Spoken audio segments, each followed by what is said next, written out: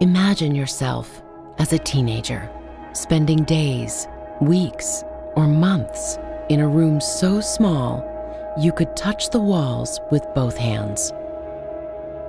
Imagine having nothing constructive to help pass the time, no one to talk to, no paper and pen, books, photos, or cell phone. You're left alone with your thoughts. You stare at the door. You become anxious, jittery. You might start talking out loud to yourself.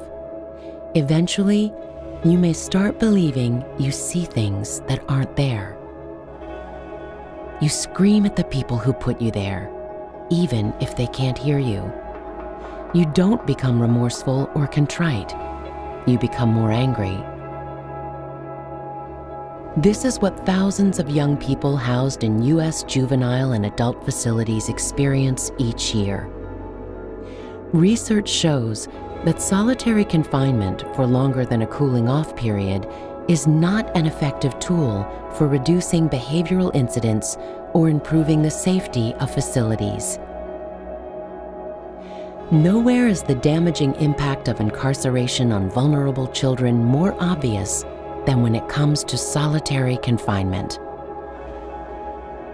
Solitary confinement can lead to long-lasting and devastating effects on youth, including trauma, psychosis, depression, anxiety, and increased risk of suicide and self-harm. And even more devastating, more than 50% of all youth suicides in juvenile facilities occur while young people are isolated in solitary. Many organizations have researched and advocated for a change in policy and practice of solitary confinement, including children's advocacy organizations, medical and mental health associations, and organizations for administrators of juvenile detention facilities. We must do better for our kids in detention by giving them the chance to grow and succeed in life. We must address rehabilitation of the whole person by offering more education, mental health services, and drug treatment. A kid alone in a room does not have the chance to increase his or her skill set.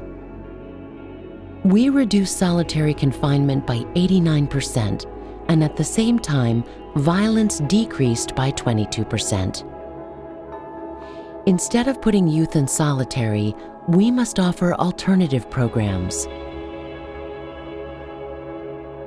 In addition to mental health counseling, we started a family engagement program. We changed the visiting hours so youth could see their family members, and family could also participate in meetings. A sea change is happening. The results show that alternatives can work. And on January 25, 2016, President Obama prohibited the use of solitary confinement for youth in federal custody. Change within the state and local level must start today, with you. We have a moral responsibility to our youth to stop solitary for kids.